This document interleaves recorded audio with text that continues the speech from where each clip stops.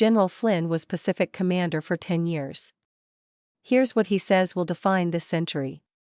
For the past decade, General Charles Flynn has thought about the threat of the Chinese Communist regime every day. Flynn retired as Commander General of the United States Army Pacific in November 2024, and before that he served as Assistant Deputy Chief of Staff for Operations and then Deputy Chief of Staff for Operations for the Army. His experience in the Indo-Pacific began in 2014, when he assumed command of the 25th Infantry Division in Hawaii. A decade ago, few Americans were as concerned with the Chinese regime's threat to the free world as they are today, and at that time, Flynn had just spent 14 years zeroed in on the Middle East. I knew everything about Kabul and Kandahar and Kunduz and Baghdad, but I really had not been paying any attention at all to China in the Indo-Pacific, Flynn told American Thought Leaders host Jan Jekielek. Ahead of the new assignment, his brother, now retired General Michael Flynn, invited him to the U.S. Defense Intelligence Agency, which he led at the time, for an overview of the threats the United States faced in the Indo-Pacific. And it hit me as I was stuck in traffic on my drive back to Fort Bragg that I've got a lot of studying to do, he said. What Flynn began to learn that day still drives his mission. This century is going to be defined by the relationship between the United States and China, he said. We're 10 years from that window of modernization, organizational change, and the technology injects into the military in China. We cannot wait.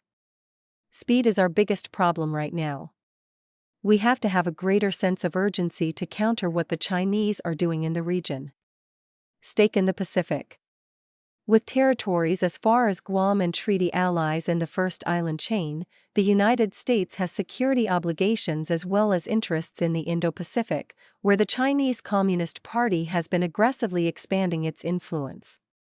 When Flynn turned his focus on the Pacific in 2014, the CCP was ramping up construction of artificial islands in the contested Spratly Islands. We told them not to build islands. They built islands. We told them not to militarize and arm the islands. They militarized them. We told them not to position forces on those islands. They did that, Flynn said. This is why I say that China has been on an incremental, insidious, and irresponsible path to create conditions where they gain regional hegemony because they have global aspirations.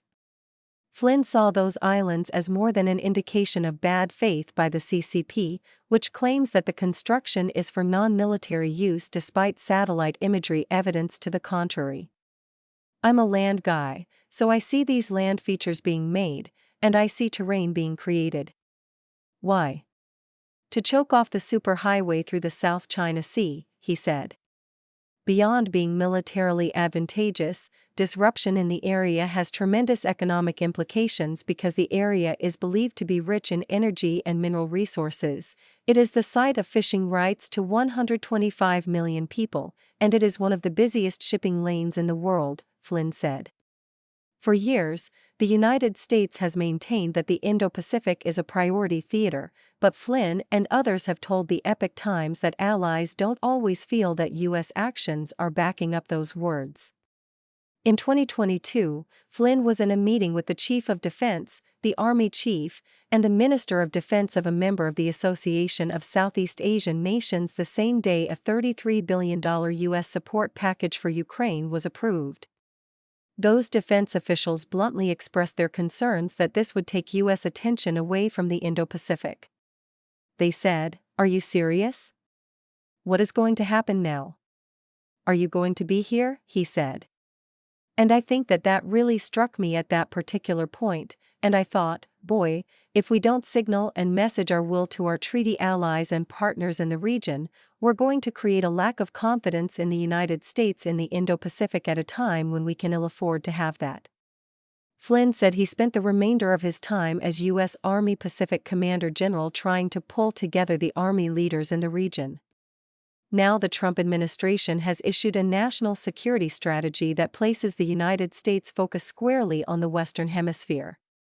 As for the Indo-Pacific, Flynn said he thinks the strategy correctly identifies the country's interests in protecting their sovereignty. Help those that help themselves. The strategy calls for cooperation with partners in the region to establish deterrence as an economic imperative. This administration is going to help those that help themselves, Flynn said, pointing to expectations that allies increase defense spending. They're going to want you to put some money on the table. Why?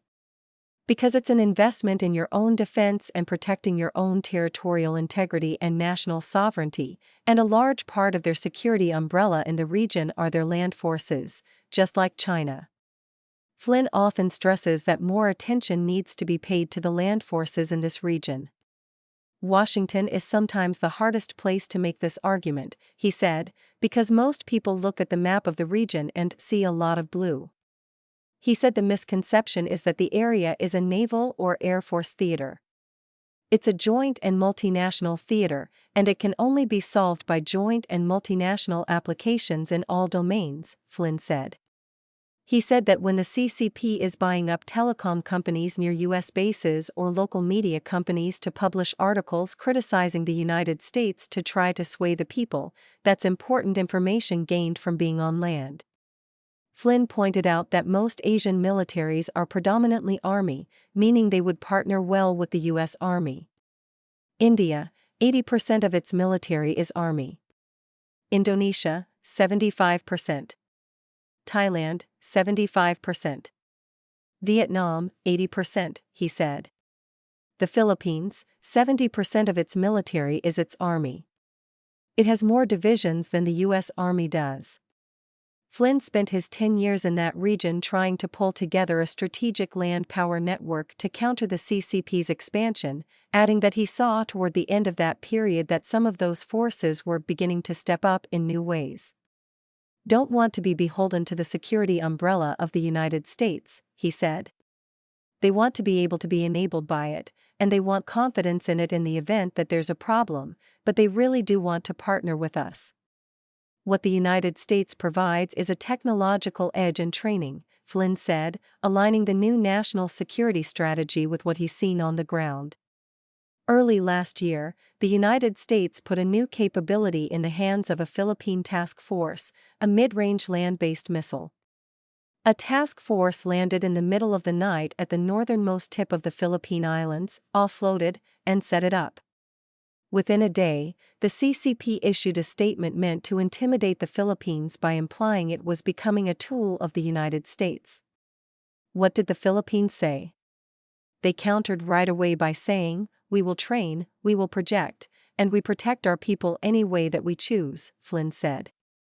They stood up for their sovereignty, he said, and he noted that Japan has recently done the same. The United States also has the military edge over the CCP in terms of land power, Flynn said. The Chinese military has designed an anti-access/area denial arsenal designed to defeat U.S. air and maritime power, and degrade, deny, and disrupt space and cyber capabilities, he said. It's not designed to find, fix, and finish distributed mobile, reloadable, and networked land forces inside the Indo-Pacific, Flynn said. Chinese naval and air incursions are happening every day at alarming rates and are occupying the attention of the United States, Japan, Korea, Taiwan, and others. My point is that we have a way of increasing the indications and warnings to our national command authority by watching the Army, he said. You can't invade Taiwan with the Chinese Navy and the Chinese Air Force, but when they start moving that army, then there's a problem. Flynn added that his idea of increasing Army engagement with partners is not to add more U.S. bases, but more faces in more places with less bases. What that means is dynamic, rotational, and an increase in multinational and joint exercises that are out in the region, he said. We can't afford to have our deterrence questioned in the Indo-Pacific, Flynn said, pointing to the history of World War II, which metastasized from a decade of regional wars. I could argue that the two regional wars that we have ongoing today is because our deterrence faltered. Add a third, you've got a global war on your hands. Securing supply chains. Flynn recently visited a magnet company, where he was shown 5 jars of different magnets at various stages of processing. He said, "That's what we make, And I said to him, "In those 5 mason jars do you own?" Flynn said. He went to the third one, said, "Well, probably half of that, and that's all downstream to the production of the magnet. This is not a magnet that you put on your refrigerator, okay? This is a magnet that you put in an F-35 or you put into a precision munition, or you put into a supercomputer," Flynn said. So it became very real to me that if we don't regain control of the far end of that supply chain, then that is an incredible vulnerability for the United States of America. Speed is of the essence when it comes to securing the supply chain on critical and strategic materials, Flynn said, for several reasons. First, the CCP has already demonstrated a willingness to weaponize the supply chain. Second, reshoring takes time. Factories need to be built and technologies for proprietary capabilities that don't exist in the United States need to be tried and tested. And third, according to Flynn, 60% of the trade workforce will be at retirement age by 2030. Here, Flynn has another military-related solution. There's a massive cohort of soldiers that go into the military, sailors, airmen, Marines, Guardians. They do their time in uniform for 3, 5, 6 years, and then they depart. Well, they have leadership skills. They're educated, he said. So why don't we grab that group and say, "Hey, we're going to give you, we're going to pay 90% of your academic bill to get into the trades," he said. Flynn said that he has confidence in the innovator aspect of the United States DNA, but that creating that training pipeline is imperative to unlocking it. The equipment may be advanced, the technology may be advanced, but you're still going to need people to do certain things in mechanical ways that only people can do, he said. Not to mention you want the mental agility of the human to be able to innovate, create, and then build things that are new and creative, and look for opportunities that you may not see otherwise.